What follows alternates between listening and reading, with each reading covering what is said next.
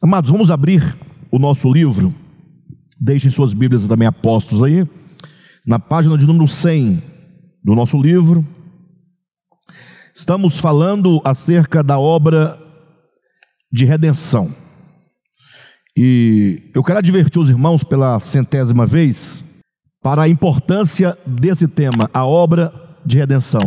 Eu diria que o tema mais importante em toda a Escritura é o tema da redenção, não é? Mas é apenas um parecer meu. Não existe esse juízo de valor dentro da própria Escritura, né? Eu digo isso porque hoje em dia, com o advento das redes sociais, com a internet, as pessoas passam o dia inteiro, muitas delas, debatendo. Há muitos debates na internet, sobretudo no TikTok. Então, pessoas sinceras, né? Crentes, honestos, debatendo a Bíblia. Isso a qualquer hora do dia ou da noite que vocês procurarem, vocês vão encontrar abundantemente. E eu confesso que há um tempo atrás, aí, algumas semanas ou um mês mais ou menos, eu andei me arriscando, entrando em algumas salas de debates e conversando com algumas coisas, mas no final eu desanimei porque, ao meu ver, é algo sem nenhuma produtividade.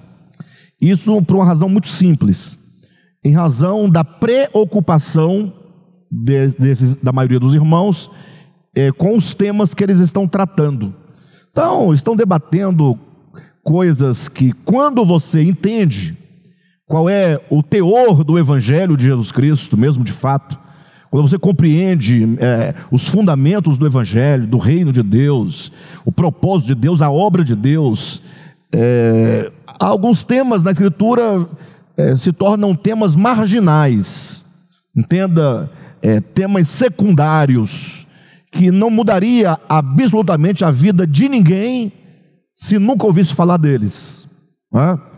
Me perdoe eu colocar nesses termos, né? Mas há coisas mais importantes a serem, a ocupar a nossa mente, a nossa preocupação. E isso o próprio Jesus falou quando ele falava dos fariseus e escribas, que eles colhiam, ou melhor, eles coavam um mosquito e engoliam o camelo. Ou seja, a preocupação daqueles líderes no tempo de Jesus era com as coisas mínimas, minúsculas e insignificantes diante das coisas grandes e mais importantes. Não é? Paulo também vai dizer sobre isso, levando em conta que Paulo tem escrito o livro de Hebreus. E esse é um outro ponto que alguém ouvindo pode querer entrar num debate totalmente fútil, porque se foi Paulo que escreveu ou não, também não altera, né? O fato de eu acreditar que é Paulo não altera se foi Barnabé ou se foi o Benedito que escreveu. O fato é que nós acreditamos, né, na canonicidade de Hebreus, e no livro de Hebreus consta sobre as coisas mais importantes e pertinentes à nossa salvação. E o texto de Hebreus 6 é muito claro quando diz que deixemos de lado aquilo que é rudimentar em relação à doutrina de Cristo.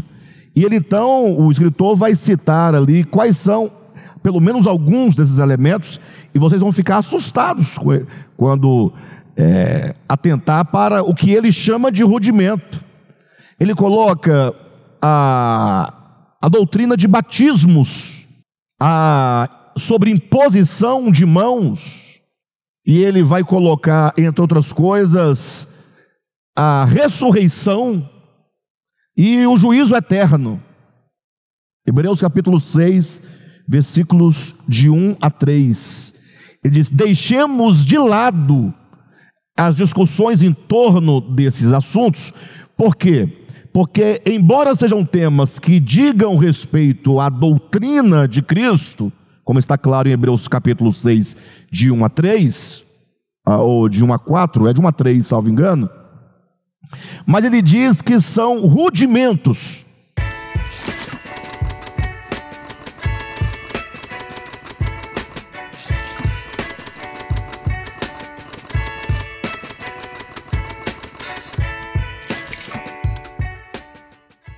Ou seja, existem coisas mais importantes no momento com a qual devemos nos preocupar. Aí ele fala que se Deus permitir, nós falaremos sobre aqueles pontos lá, não há problema nenhum e nenhum desprezo. Mas ele vai nos convidar, deixemos-nos levar para aquilo que é perfeito.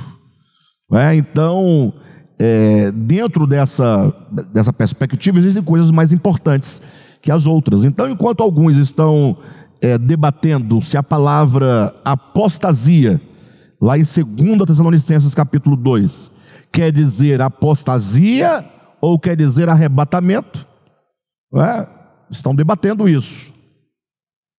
Aí vão utilizar o grego, pegar a acepção da palavra que está lá no grego, e apostasia, e fica trabalhando descontextualmente, um debate meramente linguístico, que se ambos estiverem errados, ou um estiver certo e o outro errado, e vice-versa, ou seja, nós perdemos o essencial do próprio capítulo 2, que é a advertência para com os eventos que precedem a volta do Senhor.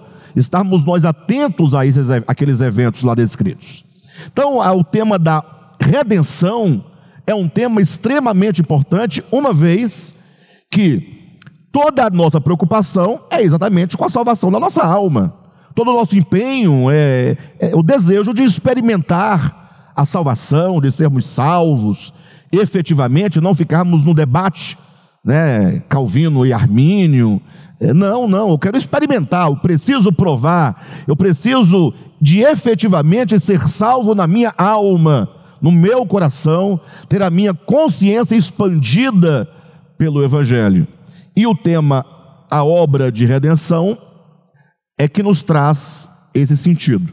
E nós temos, portanto, falado disso já há algumas semanas, e hoje nós vamos avançar um pouco na nossa leitura. Tá bom? Nas últimas dois encontros, eu falei mais do que li, agora pretendo ler mais do que vou falar, mas não prometo cumprir com a minha palavra. Tá bom? Não prometo, né? Página de número 100, a partir do 2º parágrafo, quando diz o preço pago. Daí em diante. O preço pago pelos nossos pecados, o precioso sangue de Cristo, diz respeito ao sofrimento necessário na construção de um caminho que leve o homem de volta a Deus. Então guardem isso. O que a Bíblia chama de preço, o que a Bíblia chama de pagamento, o que a Bíblia chama de, quando ela fala, fostes comprados, essa ideia do resgate, precisa ser compreendido não enquanto uma relação mercantil de um credor e um devedor e um fiador. Eu sei que no primeiro momento parece muito bonita a história de um credor, um outro que não tem como pagar, e vem alguém e paga a conta, mas quando você leva a sério e leva adiante essa história desse modo, se você for audacioso o suficiente para questionar, para investigar essa história do modo como nos foi contada pelo cristianismo, é possível que você chegue a conclusões um tanto absurdas e contraditórias, não é? Os crentes não percebem isso, eventualmente, porque eles não ousam perguntar, eles não entram na arte da dialética, né? De perguntar, do investigar, de olhar o objeto por tantos ângulos, ou tantas nuances, ou tantos prismas, quantos forem necessários para poder compreender o todo. Então as pessoas se satisfazem com uma história, né, contada de maneira rápida e superficial, e param ali, não avançam na investigação. Então nós entendemos que o que foi efetivamente a morte de Jesus. Então, respondendo a alguns questionamentos que já me foram levantados nesses últimos dias. Primeiro, nós temos aqui um sofrimento que está deve ser compreendido, esse sofrimento de Cristo, a morte de Cristo, ele acontece de acordo com a soberania de Deus e de acordo com a sua presciência. É óbvio, nada acontece na história que fuja ou que escape à soberania de Deus. Deus é soberano e Ele é o único soberano. Guardem isso. Não há nenhum ser em todo o universo que seja soberano. Só o Eterno é de fato soberano para realizar cabalmente toda a sua vontade. Só Ele não está sujeito, não é, à frustração. Só Ele tem todo o poder e toda a suficiência e todos os meios para realizar toda a sua vontade. Logo, não podemos imaginar que a queda do homem tenha acontecido fora da soberania de Deus. Não podemos imaginar que a morte de Jesus tenha ocorrido fora da soberania de Deus. Não. Agora, o fato de estar de acordo com a soberania de Deus não significa necessariamente que seja a vontade agradável do coração de Deus. Deixe-me explicar melhor. Tem um pregador reformado, presbiteriano, é um servo de Deus, me parece muito honesto e creio muito sincero.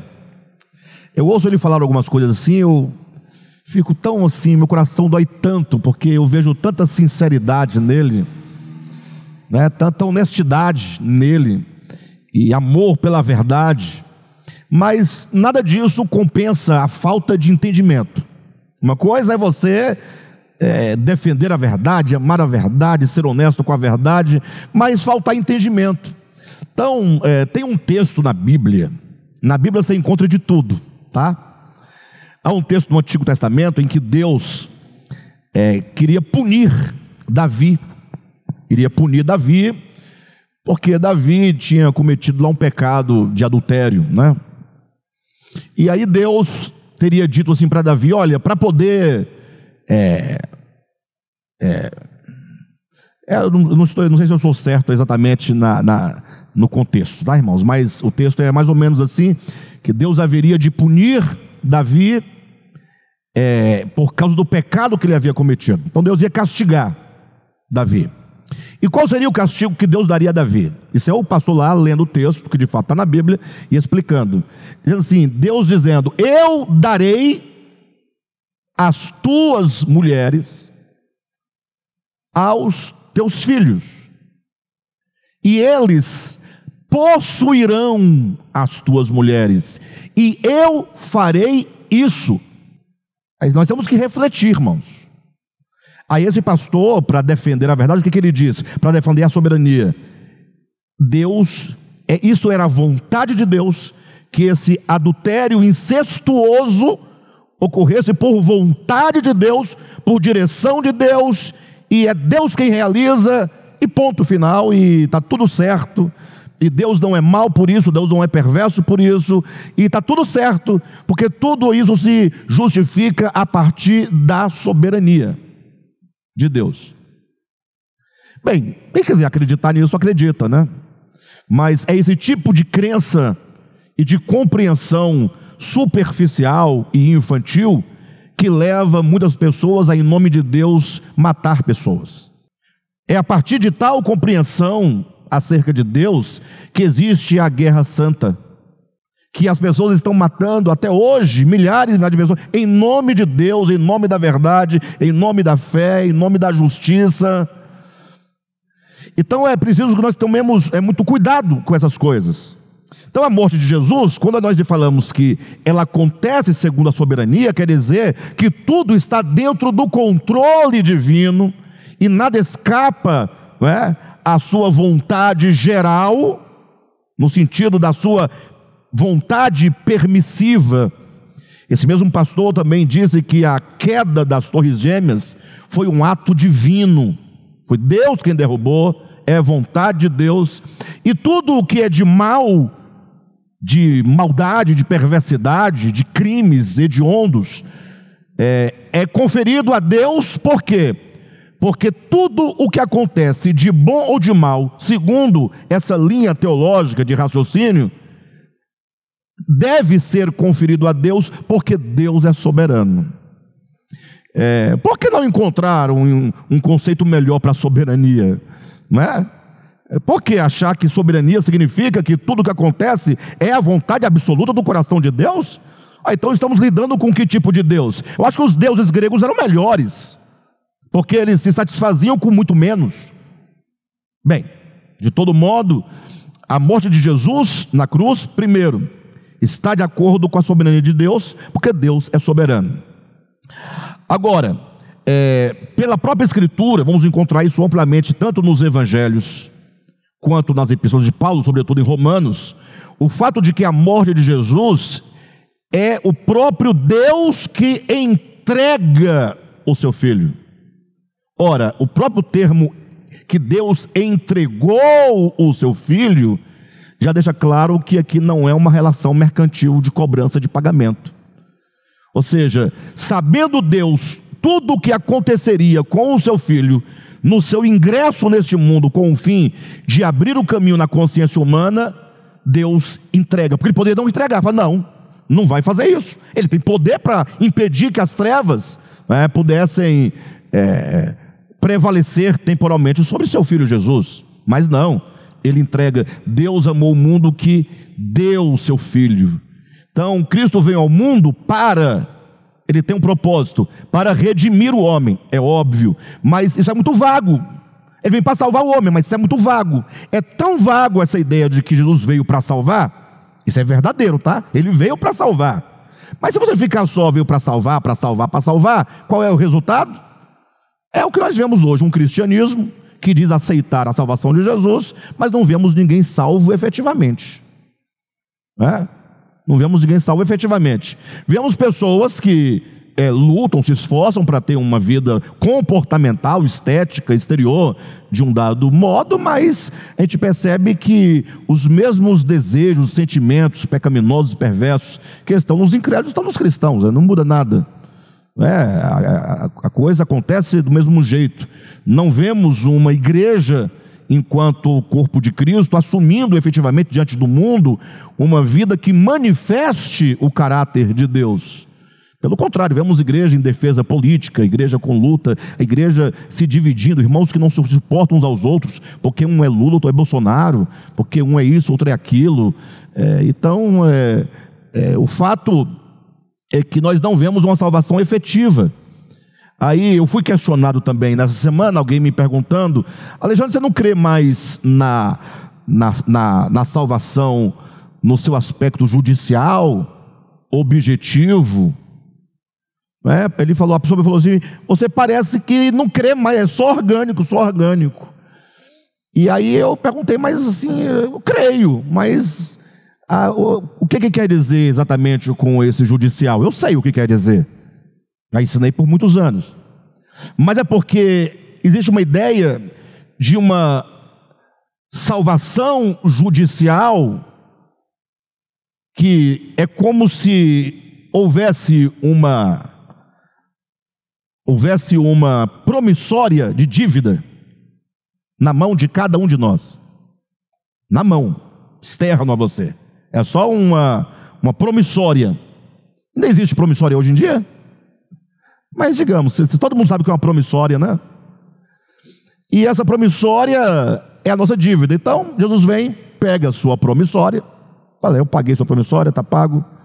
Então, aí se diz, judicialmente você está salvo. Por quê? Porque judicialmente não tem mais dívida.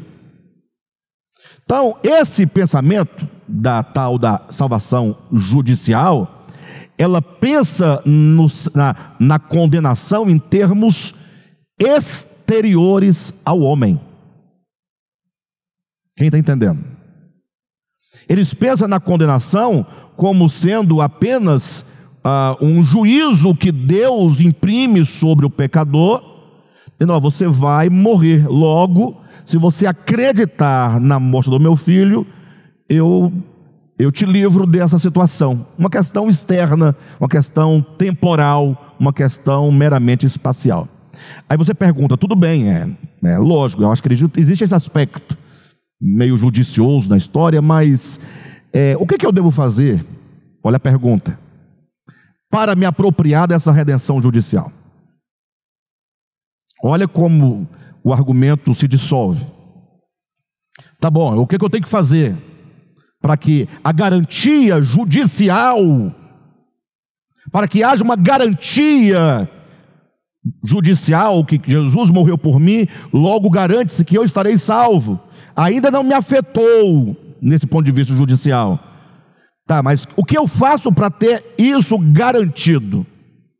Vocês sabem responder. Não, vamos ser mais generoso. Não, mas a palavra, porque para aceitar Jesus tem que ter uma coisa, tem que ter fé.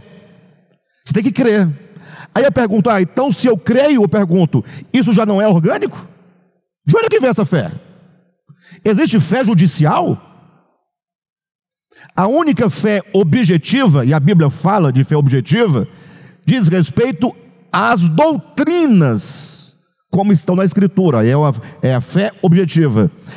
A fé dos crentes, a fé dos católicos, enquanto dogma, conjunto de dogma, mas isso não salva. Para eu me apoderar do sacrifício de Jesus por mim, eu tenho que crer nele, e o meu próprio ato de crer já é orgânico, já é judicial.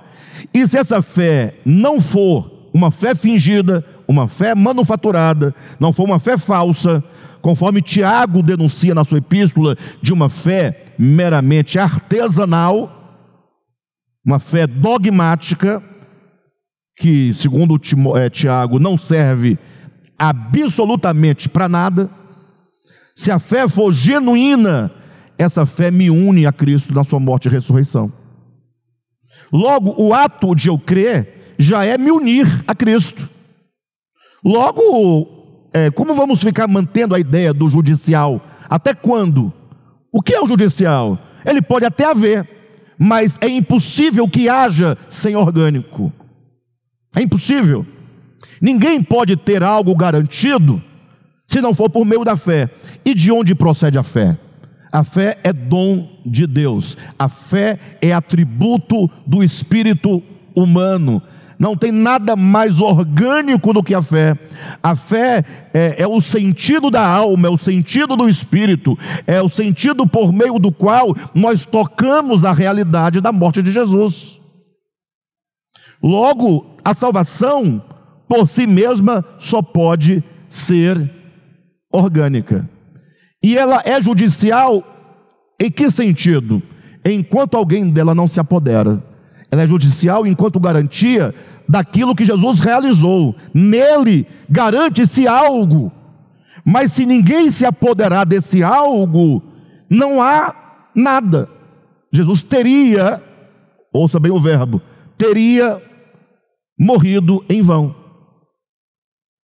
Então, quando Cristo morre, ele tem a sua obra na cruz do Calvário, ali judicialmente você tem o fundamento, a base para a salvação.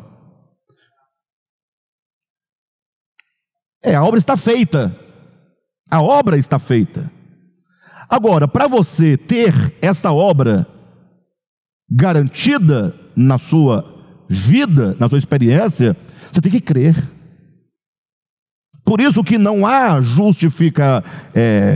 o homem não pode ser justificado senão por meio da fé, porque a fé justifica o homem, mas justificar não é declarar, porque o conceito teológico é Deus te declara justo.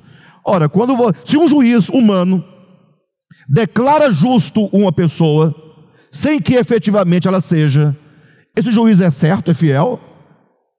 Quando a Bíblia fala que a morte de Jesus, a obra de redenção nos justifica, e a justificação por meio da morte se dá pela via da fé, quer dizer que a fé é o único elemento capaz de alinhar a sua consciência, o seu coração, à obra da cruz.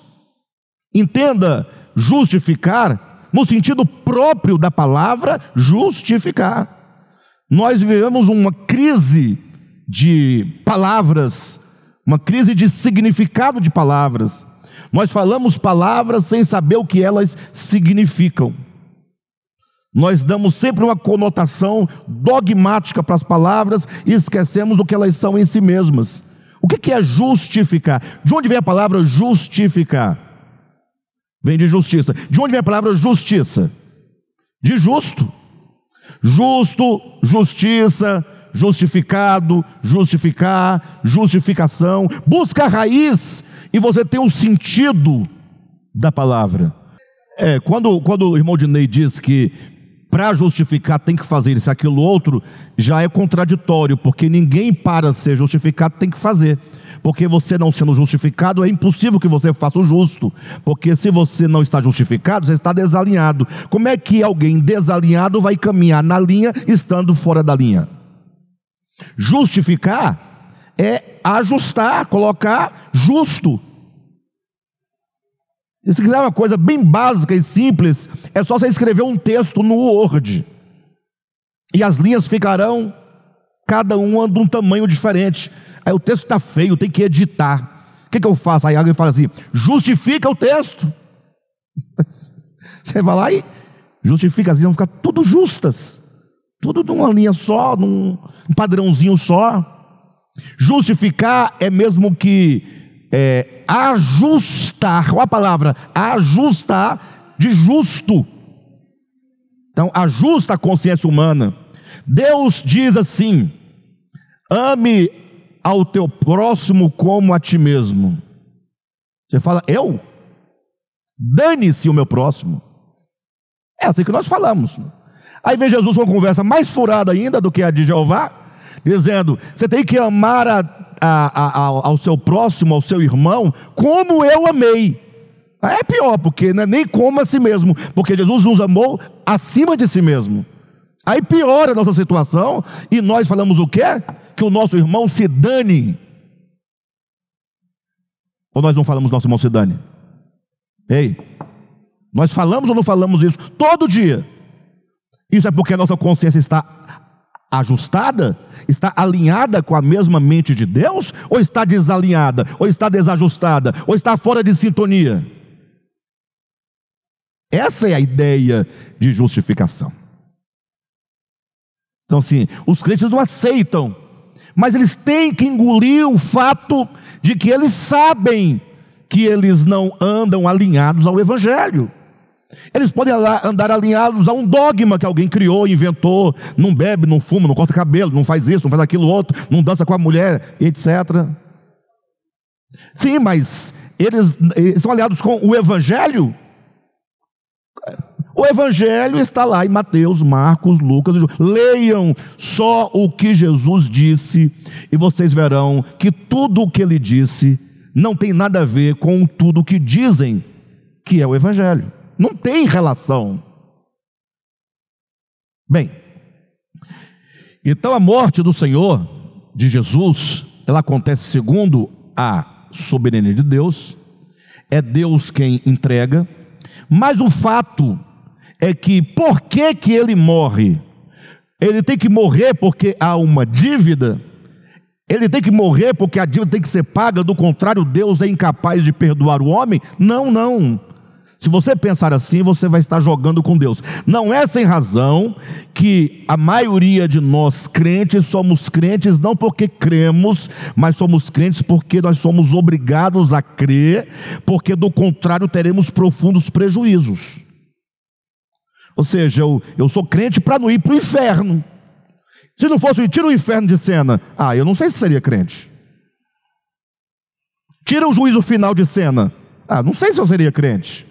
Quem é que é crente porque ama Deus? É só Deus, né? Como aquela, tem uma filósofa muçulmana, não vou me recordar o nome dela, ela faz um texto belíssimo, ela diz, Senhor, se tu não me salvares, se eu te louvar pelo paraíso, exclua-me do paraíso. Se eu te louvar por medo do inferno, lance-me no inferno. Mas se eu te louvar pelo que tu és, não me exclua da tua face. Para, gente, não. Nós estamos buscando isso. Mas isso não é nem cristão. Quem falou foi primeiro, filósofa. Já tem um problema. Primeiro foi um filósofo. Filosofia, descarta. Segundo foi uma filósofa. As mulheres ficam caladas na igreja, não pode dizer nada, então piorou. Terceiro é muçulmana. Não é brasileira. Fora de todos os paradigmas. Não conhece o evangelho. Ela fala: ó Senhor, se eu te louvar pelo paraíso, priva-me do paraíso. Se eu te louvar com medo do inferno, lança-me no inferno. Mas se eu te louvar pelo que tu és, não me escondes, não escondas de mim a tua face, não me exclua da tua presença. Puxa, isso, eu não sei se é só uma filosofia que ela fez muito bonita, ou melhor, só um pensamento. Eu acredito que ela possa ter tais sentimentos verdadeiros, mas é isso que nós precisamos. Agora, o crente é crente, ele dá dízimo por quê? Porque tem que dar, senão o devorador vem e come tudo. Eu até vi um post essa semana, um camarada bem triste, assim, uma cara bem triste, assim: olha a minha cara depois que descobri que o gafanhoto não é um demônio, é só um inseto. Passou a vida todinha dando dízimo com medo do gafanhoto, que achava que era o diabo. Aí depois de 30 anos descobri que era só um inseto. Aí ficou com cara de tacho. Eu dizia agora há pouco para um casal com quem eu conversava, né, sobre a importância de congregar, de estar juntos. Nós congregamos por quê? Você só gasta tempo, dinheiro, gasolina. Aqui não tem nada daquelas campanhas de nada. Por que você congrega? Então, essa é a grande questão. Então, veja, nós entendemos que a morte de Jesus, ele morre não por causa desse sistema de barganha, esse comércio, essa relação mercantil com um Deus irado que não pode, tal, etc., perdoar sem que haja o pagamento. Nós entendemos que agora é o cerne, esse é o cerne da história da redenção. Qual é o cerne? Por que que o Cristo de Deus se faz homem, entra na humanidade, entra na história e passa pela cruz e ressuscita e ascende aos céus? Essa é a pergunta. Não tinha uma outra maneira? Inclusive o próprio Jesus, homem, quando diz: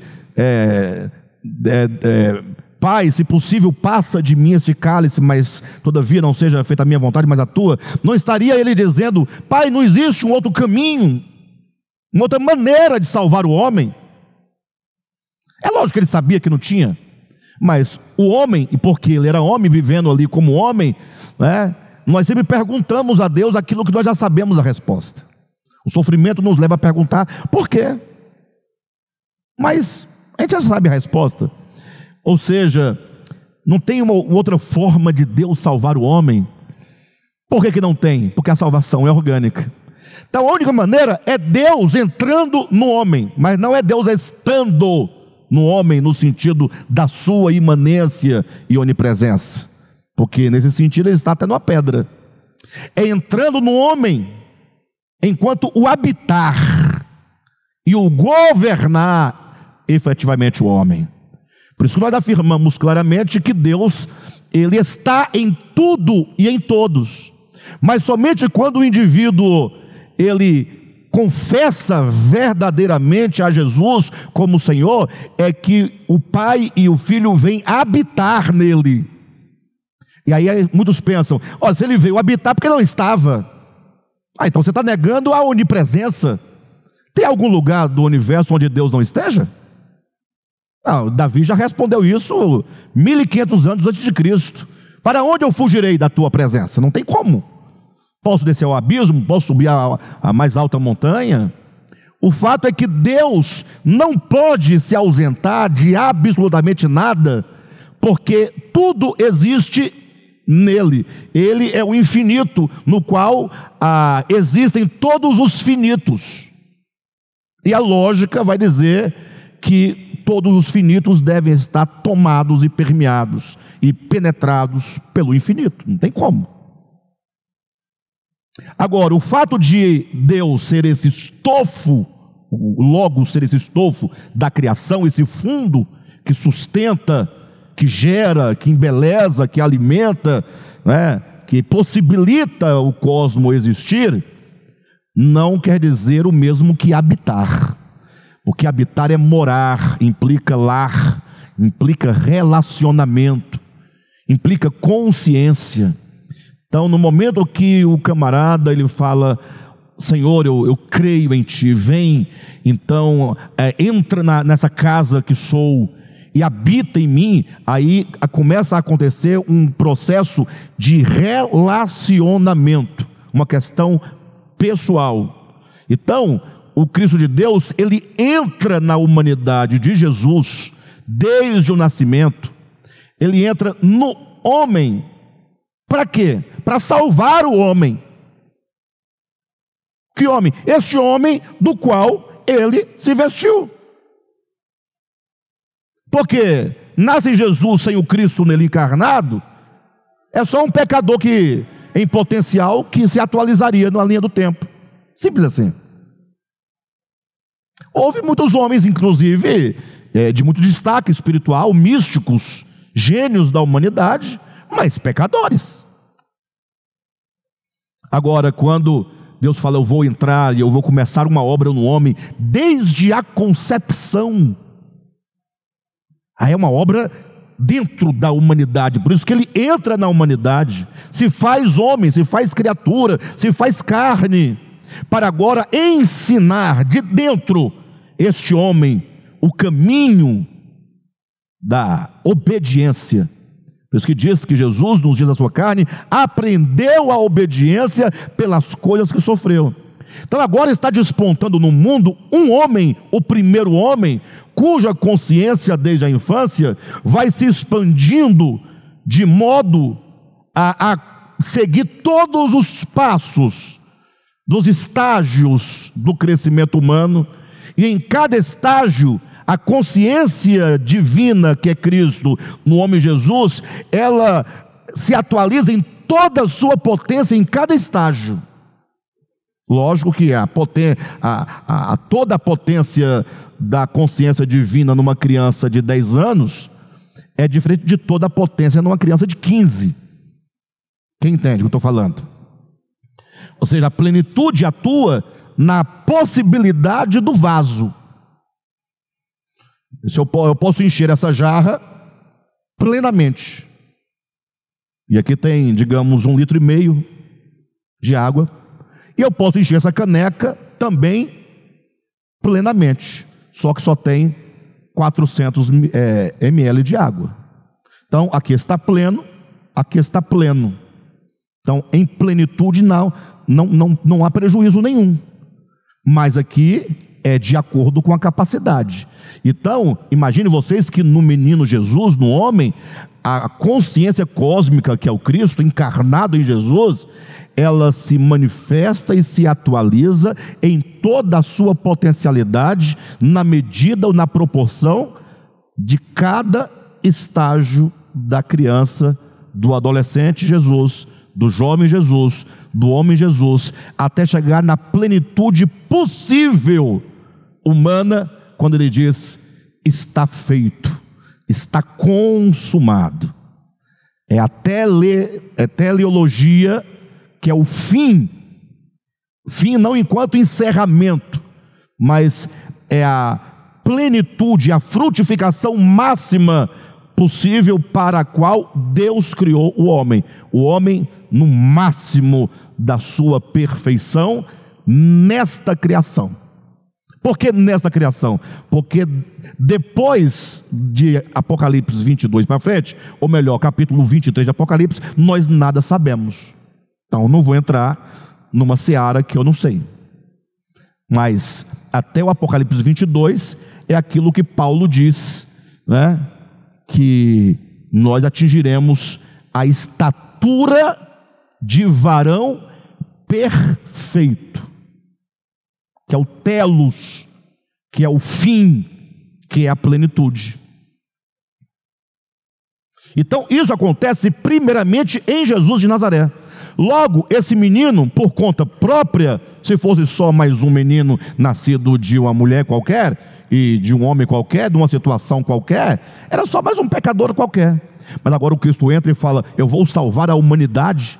E na medida que ele vai crescendo e passando a fase por fase, momento por momento, a luz da consciência crística vai plenificando aquele homem, vai ensinando, vai disciplinando e vai conduzindo esse homem a um crescimento normal, como se não houvesse o pecado. Mas havendo, é necessário todo esse processo. Agora imagine só essa pequena luz no mundo, crescendo. Pena que nós sabemos pouco sobre a infância e juventude de Jesus. Mas imaginem vocês, ou pensem vocês, esse Cristo em pureza, em santidade, sem pecado, sem mancha, sem mácula, sem ruga, completamente impoluto, cheio de graça, de verdade, de amor, luz do mundo. Como que isso incomoda as trevas? É como um pigmeu ficasse profundamente ofendido com a grandeza de um gigante. Ofende. A luz ofende as trevas. Por isso que João vai dizer que a luz entrou no mundo, capítulo 1 de João, a luz entrou no mundo. E agora as trevas, diante dessa pureza, se sente o quê? Ameaçada. Por que Herodes queria matar Jesus? Por qual motivo? Porque ele é o prometido, ele é o rei. Se ele reinar, César está destronado, logo eu, Herodes, estarei destronado. Então nós temos que dar um jeito de quê? Dar um jeito de matar. Tá lógico que o sofrimento de Cristo é um problema da luta entre luz e trevas, desse confronto da historicidade do Cristo encarnado. Quando Cristo entra no mundo, são inevitáveis os ataques que ele haverá de sofrer por parte das trevas. Não tem como. Jesus contou uma parábola para exemplificar isso, dizendo que um dia o dono de uma grande terra arrendou a sua terra para uns homens.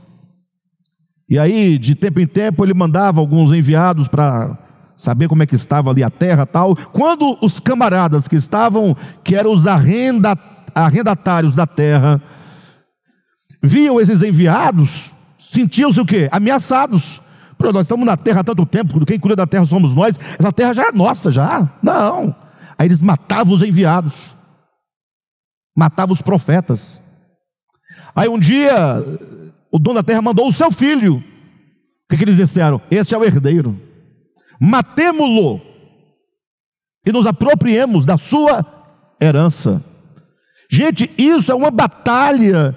Eu vou ler com os irmãos mais uma vez, já li umas dezenas, mas abra a sua Bíblia em Salmo de número 2.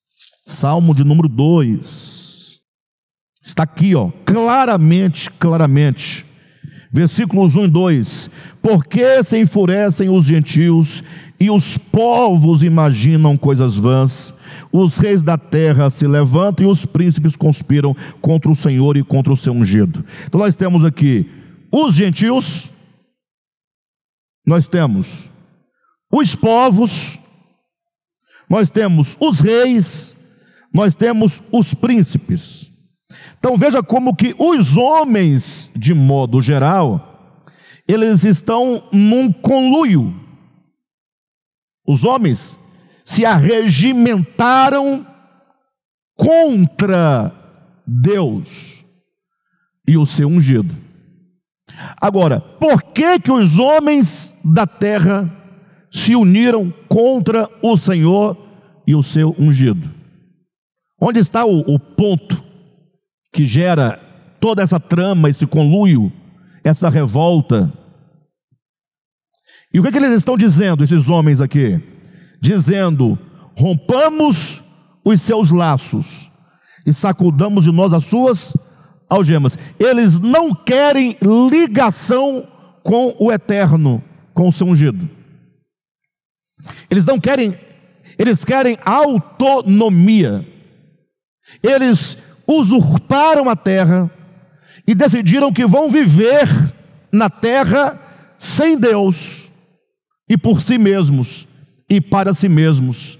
E portanto só tem uma maneira de eles se livrarem de Deus e do seu ungido: rompendo os laços e algemas que unem as criaturas ao Criador. Então eles estão com um propósito: vamos romper, porque se nós conseguirmos nos desvencilhar, estaremos livres. Aí o texto diz assim, versículo 4: ri-se aquele que habita nos céus, o Senhor zomba deles. Cuidado para vocês não imprimirem aqui uma imagem equivocada de Deus. Isso aqui é uma linguagem meramente humana, de alguém acostumado com batalha, com guerra, com conflitos. Mas referindo de Deus, que Deus olha para os homens na vã tentativa de se desvencilharem de Deus, e Deus acha graça. É só isso. Porque Deus olha assim e fala assim: como esses homens são puros e inocentes, no sentido de acharem que são capazes de sobreviverem sem a vida. Então chega a ser engraçado.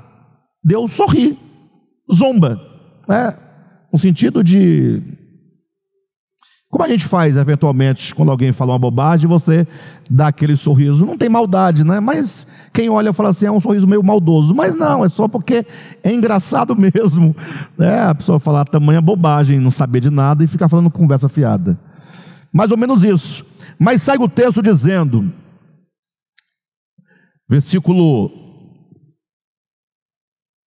6, permita-me pular o 5, por causa do tempo, mas não vou pular não, porque vamos dizer outra coisa. Versículo 5 diz: na sua ira, a seu tempo, lhes há de falar, e no seu furor os confundirá. Ou seja, na hora certa, Deus intervirá na história humana, e os homens então saberão de fato quem é Deus e quem é o seu ungido, e logo ninguém poderá escapar de Deus. Essa é a situação clara, né? Não tem como. Mas no 6 esclarece o que está por detrás da trama desses homens. Mas porque eles querem se desvencilhar. Mas por que querem se desvencilhar? Essa é a pergunta que o texto tem que responder. Que eles querem desvencilhar de Deus, a gente sabe. Mas o que você vai ganhar com isso? O que você pretende com isso? E por que você não permanece a Ele conectado? Aí vem a resposta a partir do versículo 7. Proclamarei o decreto do Senhor. Isso é o Cristo dizendo. Proclamarei o decreto do Senhor. Cuidado, porque o tema não mudou, o assunto não mudou. Agora introduz aqui a verdade central, ou o fundamento desse texto. O Cristo dizendo, proclamarei o decreto do Senhor. Ou seja, se os homens se levantam contra o Senhor e o seu ungido, e agora diante disso, o ungido diz, olha, eu vou proclamar o decreto do Senhor. Logo ele está dizendo, a questão aqui é um decreto que existe. O Senhor tem um decreto. O Eterno tem um decreto. Ou seja, a vontade eterna, soberana do Altíssimo é um decreto. Ou seja, vai acontecer. E o que o Cristo vai declarar em relação a esse decreto? Proclamarei o decreto do Senhor. 2 pontos. Proclama, Cristo. Diga aí, Cristo, qual é o decreto do Senhor? Ele me disse. O Senhor, o Eterno, disse ao Cristo. Esse é o decreto. Na eternidade, o Senhor disse ao Filho, enquanto decreto. Isso é para vocês ouvirem, hein? Para eu ouvir, para cada um de nós ouvirmos, para o mundo espiritual ouvir, para todos os mundos, os povos e seres ouvirem. Se isso não entrar no nosso ouvido, no nosso coração, nada mais pode mudar a nossa vida. Qual é o decreto? Ele me disse, o Eterno disse ao Cristo: tu és meu filho, eu hoje te gerei. Então, tudo começa deste ponto. Qual ponto? No plano de Deus, no qual estamos todos nós incluídos, ele começa numa relação de decreto, em que o Pai gera o Filho no plano da eternidade e diz: olha, tu és o meu filho, tu és o meu herdeiro.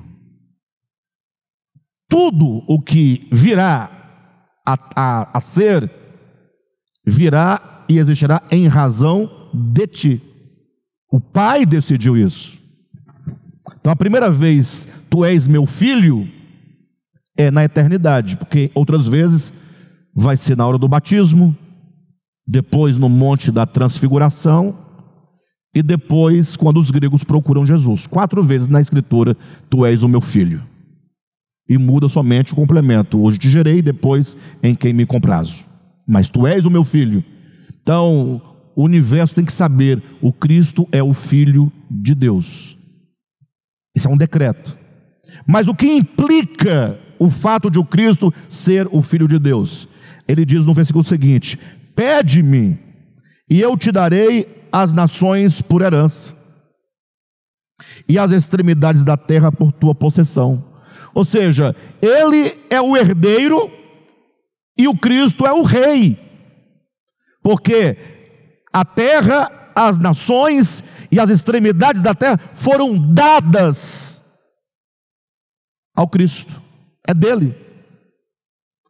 E como é que nós sabemos disso? Versículo 8 diz, ou 9: com vara de ferro as regerás e as despedaçarás como vaso de oleiro. Ou seja, ele vai governar sobre toda a terra. E por que os homens querem se desvencilhar de Deus? Porque eles não querem que o herdeiro reine sobre nós. O homem resiste ao governo do Eterno. O homem não quer estar debaixo do governo de Deus.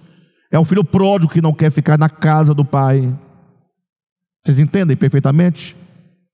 É o homem, Adão e Eva, criados no início, que não querem se manter na dependência de Deus pelo fruto da árvore da vida, mas querem a independência pelo conhecimento, porque o conhecimento gera independência. É a vara que, estando na videira, não produz fruto. Por quê? Porque no seu interior não permanece nele, ainda que esteja necessariamente. Então, quando o Jesus de Nazaré vem ao mundo, enquanto a encarnação do Cristo, ele é uma luz, é um holofote, uma coisa brilhante, e agora os homens se veem ameaçados pela luz, pela verdade, pela graça, pela pureza, pelo Cristo, pelo herdeiro. E os homens então procuram agora um meio de destruí-lo. Então, quando Jesus é preso, quando Jesus é insultado, quando ele é cuspido, quando ele é julgado, quando ele é condenado, quando ele é crucificado, todo esse sofrimento acontece porque as trevas, nós lemos que semana passada, né, Lucas capítulo 22, salvo engano, versículo 53, as trevas procuram destruir a luz, pensando: se nós o matarmos, teremos vencido, e então nós poderemos viver aqui. É cortar os laços com o Criador, é romper as algemas, é estabelecer o seu próprio governo, seu próprio rei. Então fica estabelecido de uma vez por todas que o pagamento, o preço, o sacrifício de Cristo, tudo isso significa as consequências da sua audácia de entrar neste mundo para abrir um caminho na consciência humana, levando o homem de volta a Deus. Então o Cristo se encarna, fala: vou abrir um caminho na consciência humana um novo e um vivo caminho que se abre pelo véu, isto é, pela minha carne que se rasga, pelos sofrimentos, conduzindo esse homem de volta a Deus, para deixar registrado e plantado na história, no consciente histórico, no subconsciente da humanidade, registrada essa possibilidade de retorno a Deus por meio de uma primeira consciência expandida, a partir da qual todos nós podemos também ter a nossa consciência expandida, como foi a de Jesus de Nazaré. Vocês entendem o porquê da morte? Então agora, creio que fica claro o que está na página 100. O preço pago, segundo parágrafo, pelos nossos pecados, o precioso sangue de Cristo, diz respeito ao sofrimento necessário na construção de um caminho que leve ou que levasse o homem de volta a Deus. A pavimentação desse caminho não seria possível, senão pela encarnação do Verbo, a fim de gerar no homem nova disposição em relação a Deus e a sua criação. Não bastava que o Cristo viesse, era necessário fazer-se homem, tornar-se carne e sangue como nós, e sofrer todas as coisas à nossa semelhança, a fim de destruir o diabo na consciência humana. Pessoal, isso aqui eu vou ter que explicar, não tem jeito. Não tem jeito. Hebreus capítulo 2, versículo 14. O que nos diz? Vamos ler. É porque em cada frase desse livro tem muita coisa. E embora a frase expresse o significado, não explica, senão o livro teria 5.000 páginas, né? Hebreus capítulo 2, versículo 14. Visto, pois, que os filhos têm participação comum de carne e sangue, desses também ele igualmente participou. Então, leia devagar, leia pensando. Visto que os filhos, falando de nós homens, os filhos têm participação de carne e sangue, porque todos nós viemos de Adão, sim ou não? Logo, se viemos todos de Adão, somos o quê? Filhos de Adão, somos irmãos, somos participantes de uma mesma matriz. Então, visto que os filhos, nesse sentido, têm participação comum de carne e sangue, destes de carne e sangue, também ele, falando do Cristo, igualmente participou. Então ele vai fazer parte dessa mesma humanidade, carne e sangue. Para quê? Essa é a grande questão. Para quê? É difícil ler a Bíblia, irmãos? Está aqui escrito. Para quê que ele fez homem? Havia uma grande obra a realizar na humanidade. Ele se veste de carne e sangue. Por meio de quê? Da sua morte. Está aí na sua Bíblia assim? Para quê? Por sua morte. Ele morreu? O que aconteceu quando ele estava morrendo e por fim morreu? Para que por sua morte destruísse aquele que tem o poder da morte, a saber, o diabo. E aqui nós temos duas questões que estão dizendo. Para destruir, não exatamente a morte. Embora a morte de Cristo vença a morte, mas ele se faz carne para, por meio da sua morte, vencer aquele que tem o poder da morte. Então, se ele vence aquele que tem o poder da morte, o diabo, automaticamente vence a morte. Mas o fato é que ele morreu para vencer o diabo. Eu pergunto, Jesus morreu?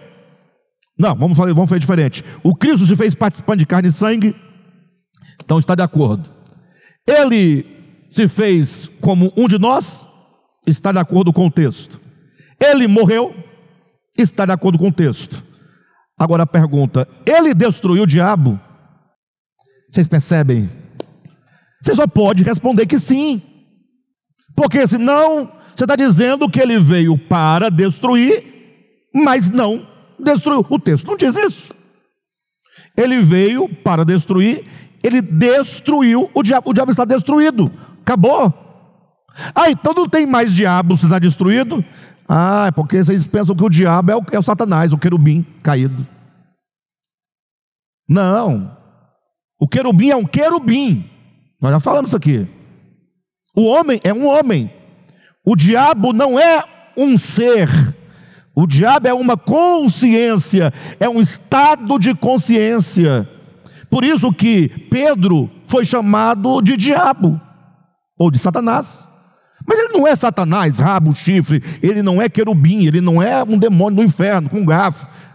Ele é um homem, mas um homem cuja mente se opõe a Deus é Satanás.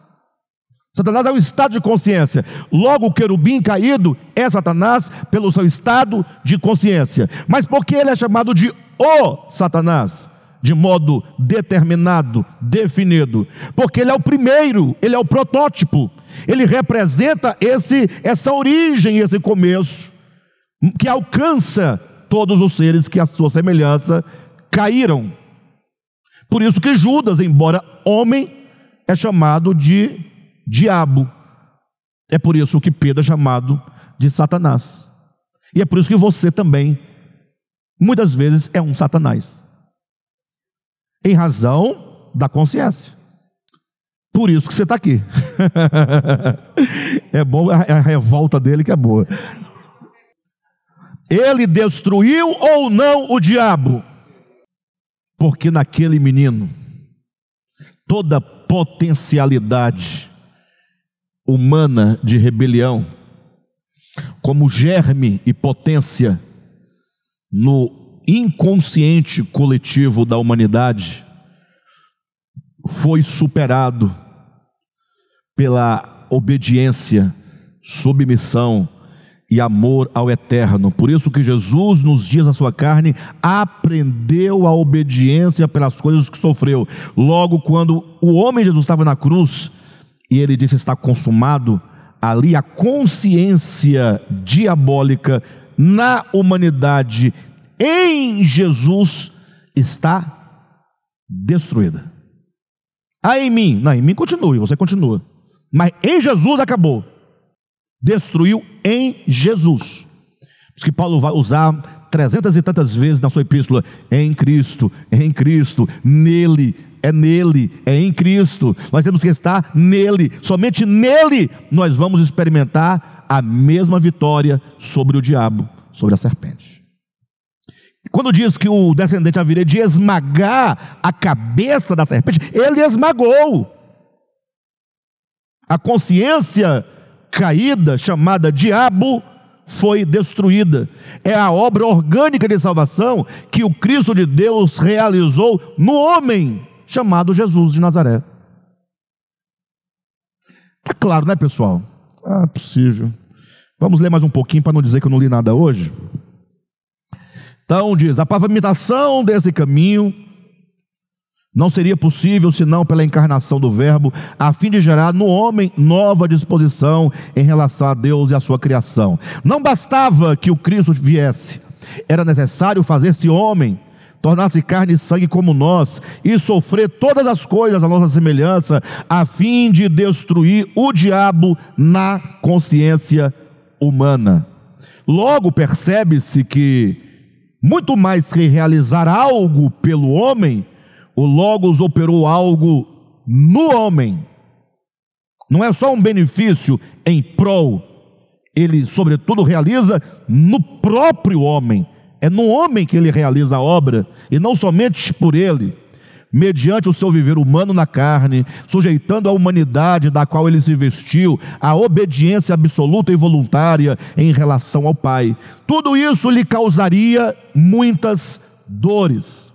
Não porque precisasse pagar alguma dívida, mas eram sofrimentos próprios, intrínsecos e necessários à sua missão. Somente vestindo-se da humanidade, Deus poderia trazer de volta a consciência humana ao Criador, educando-a no caminho da submissão e obediência por meio de severa disciplina. Afinal, o Pai não se agrada de sacrifícios a Ele oferecidos, mas se agradou de ver seu Filho sendo moído, na medida em que os sofrimentos de sua vida terrestre ensinavam ao homem a obediência, abrindo-lhe caminho na consciência. E aqui é uma paráfrase de Isaías, capítulo 53, quando na sua Bíblia diz que agradou ao Pai moê-lo, e todos os cristãos entendem que Deus estava sendo feliz, Deus se agradava de bater nas costas de Jesus. Quanto mais se batada, mais o Pai falava: é isso aí, agora eu estou ficando leve. Gente, mas que cena mais macabra é essa? E o pior, né? Não, agradou ao Pai vê-lo sendo moído, porque aqueles sofrimentos ensinavam aquele homem o caminho da obediência. Ou seja, se os sofrimentos são necessários para conduzir o homem de volta, então ele se agrada na disciplina e não no sofrimento em si mesmo. Como um pai, usando uma ideia bastante arcaica, que disciplinava o seu filho com vara, o pai não se agradava do sofrimento do filho, se agradava da disciplina. Ele pensava no resultado. Perfeito? Então, se a entrada do filho do mundo resultaria no seu sofrimento, porque as trevas haveriam de sucumbi-lo temporalmente no seu corpo físico, mas se não tem outro caminho, o Pai se agradou não de vê-lo moído ou de moê-lo, mas de ver o que acontecia. E este é meu filho amado, em quem eu me comprazo no filho, porque nele eu encontro o amor, a obediência, a disposição, né, necessária para enfrentar tudo isso por amor à humanidade. Isso agradava ao Pai. Perfeito?